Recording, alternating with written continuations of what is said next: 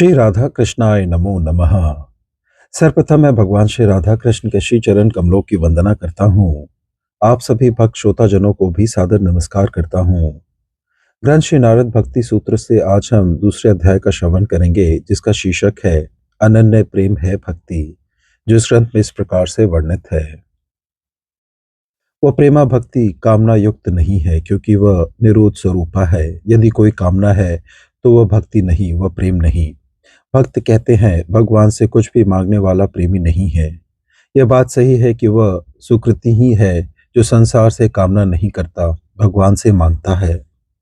वो उनसे थोड़ा सा ज्यादा बुद्धिमान है जो संसारियों से सांसारिक विषयों की और सुख भोग की कामना करते हैं, नहीं सोचते कि भूखा क्या किसी की भूख को शांत करेगा।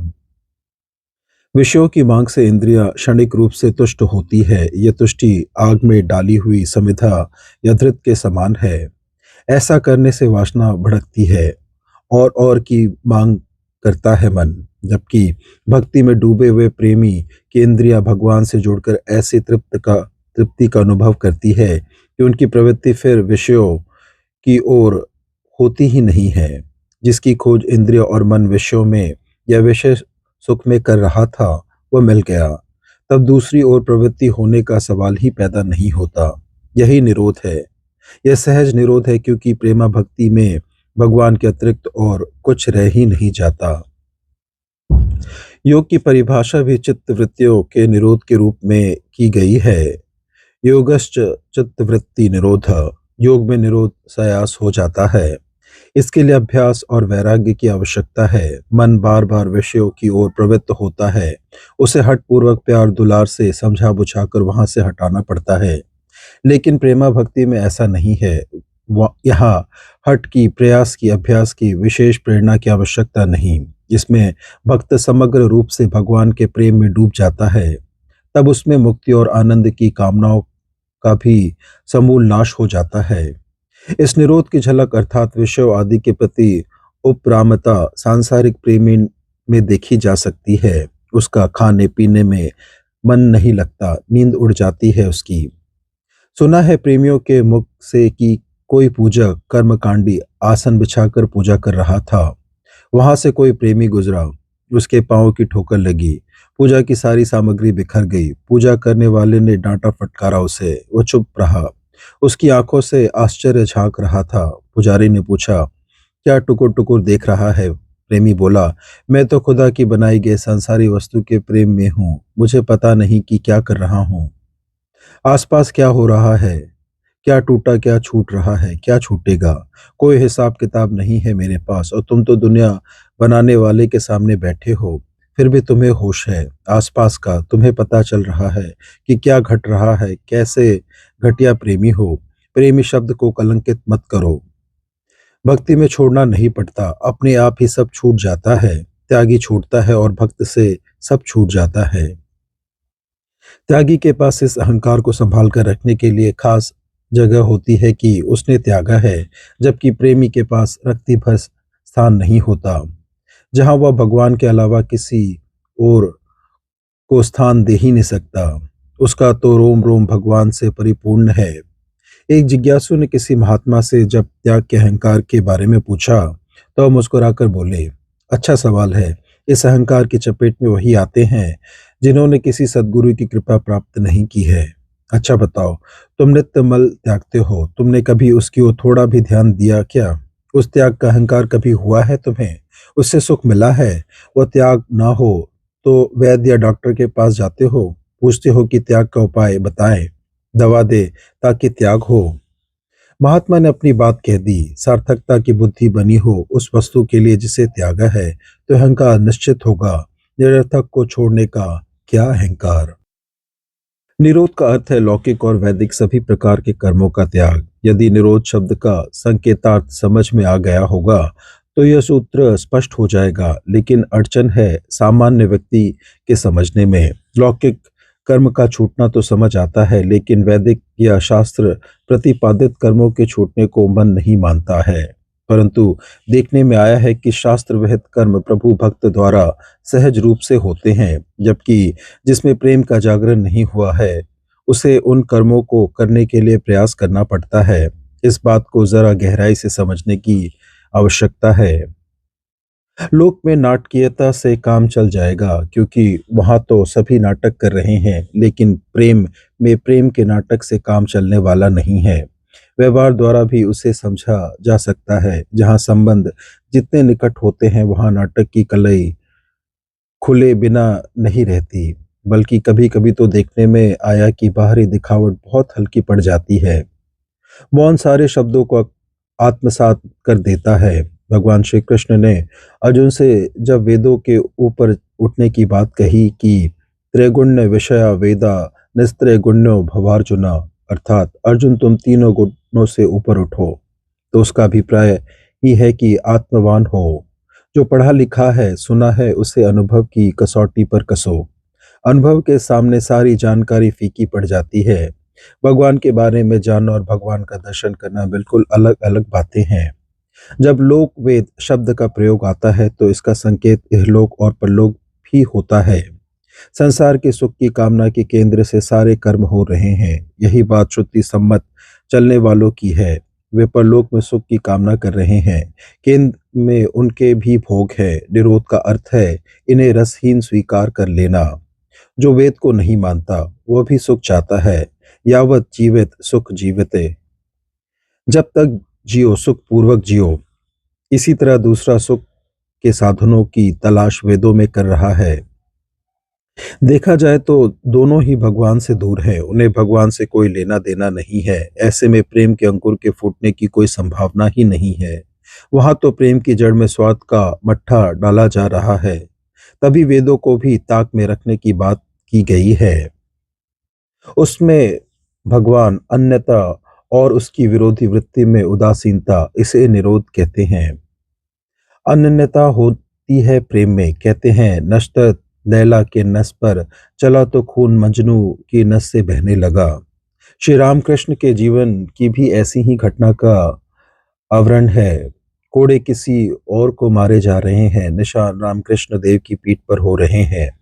स्वामी राम ने भक्ति के संदर्भ में एक अत्यंत व्यवहारिक उदाहरण दिया है। उस समय जब विवाह एक दूसरे को देखने बिना होते थे, यह विश्वास सभी को होता था कि भगवान ने जोड़ी बनाकर भेजी है।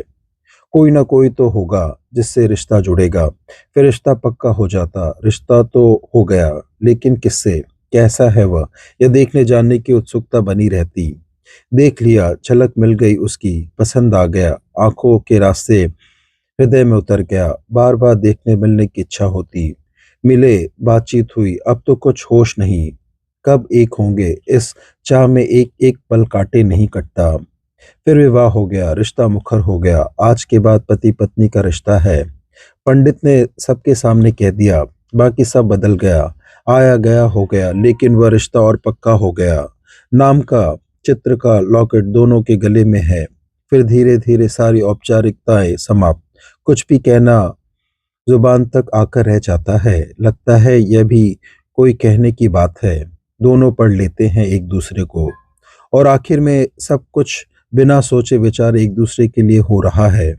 वहाँ यह भी एहसास नहीं कि कोई किसी के लिए कुछ कर रहा है। यह है अनन्यता। पत्नी कहती है, आप मेरे साथ हैं तो मुझे किसी की परवाह नहीं, और पति को विश्वास है कि कोई साथ दे या ना दे, ये साथ छोड़ने वाली नहीं है। जब संसार के प्रेम में परस्पर ऐसा विश्वास है, ऐसी अनन्यता है, तो जहाँ किसी प्रकार का कोई स्वार्थ नहीं है, वहाँ अनन्यता का रूप कैसा होगा, इसका अनुमान लगाया जा सकता है।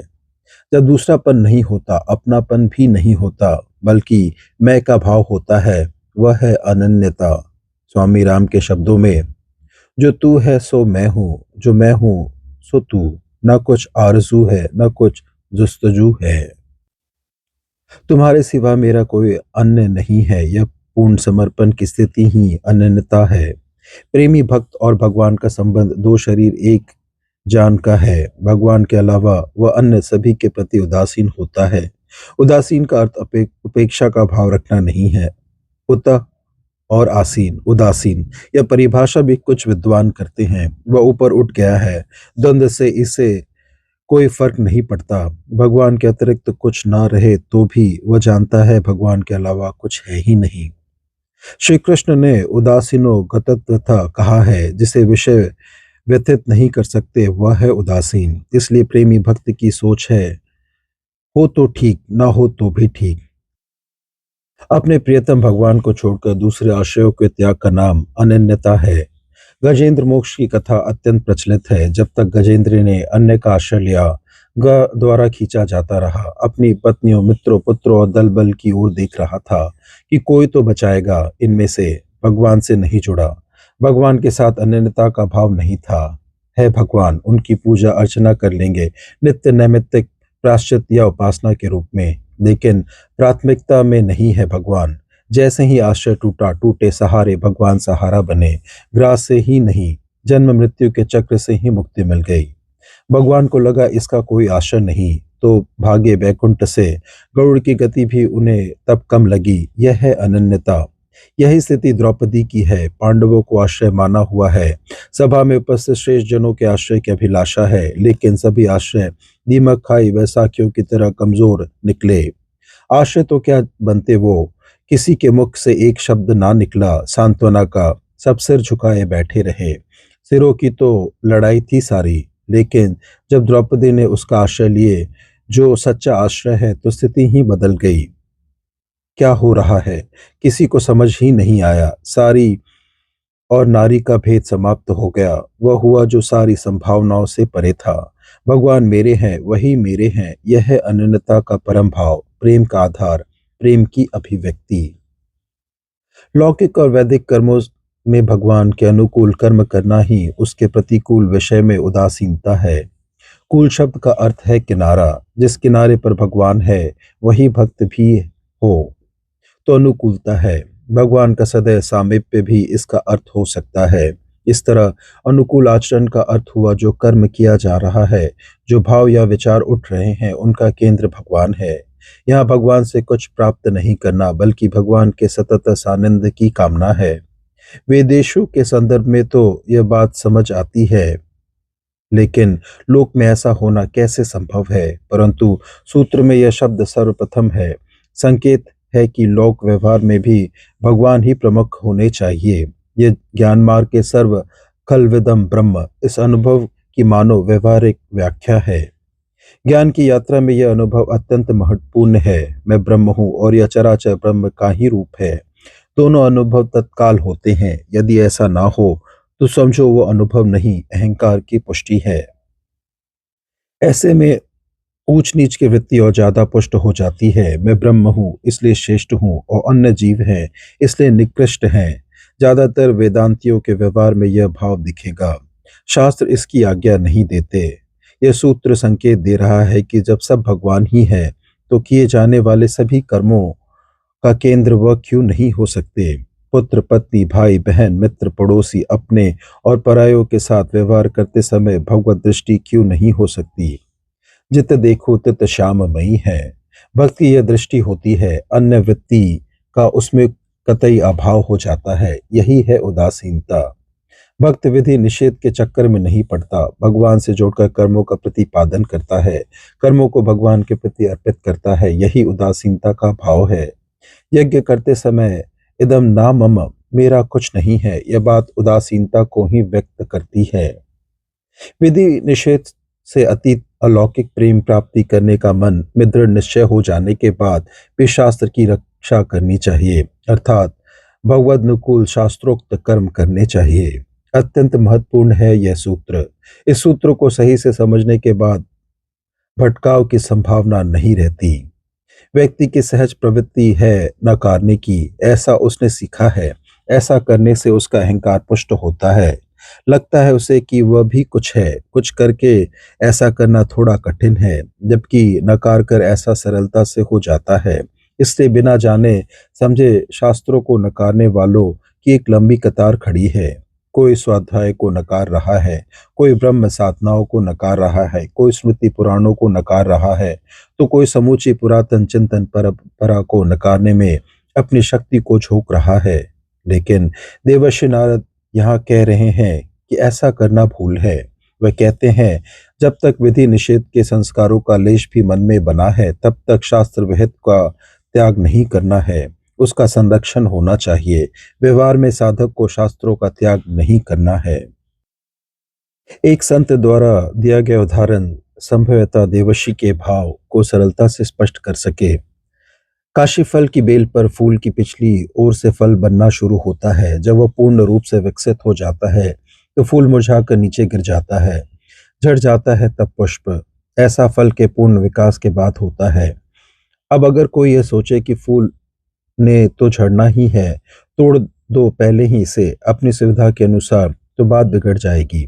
फल बीच में ही सड़ जाएगा, उस फूल के साथ फल भी झड़ जाएगा आवश्यक व्यवस्था में। जबकि अगर उसे उसके अनुसार विकसित होने ना दिया जाए तो फल मिलेगा फूल के झड़ जाने के बाद। फूल की यात्रा का अंतिम परिणाम तो फल ही है। तब कह सकते हैं कि फूल की यात्रा सफल रही। इसलिए जब तक भक्ति परिपक्व नहीं होती तब तक आचरण शास्त्र अनुसार ही करना चाहिए। विधि निषेध से वह सहज रूप ऊपर उठ जाएगा, जिसमें भक्ति रूपी फल का परिपाक हो जाएगा। शास्त्रों के परित्याग को ही जो समझ लेते हैं कि उपलब्धि हो गई, वो बहुत बड़ी गलती कर रहे हैं। फैशन की दृष्टि से उन्हें सराहना मिल जाएगी तथा कथित आधुनिक कहे जाने वाले लोगों से, लेकिन साधक ऐसे लोगों की कभी प्रशंसा नहीं करेंगे। प्रशंसा के योग्य नहीं है ऐसा करना। ऐसे में पतन की आशंका है। फल बनने से पहले ही यदि फूल को तोड़ दिया जाए तो भटकाव हो सकता है, तब फूल निष्फल हो जाएगा। इसे ही गिरने, पथभ्रष्ट होने या कि भटकने की स्थिति कह सकते हैं।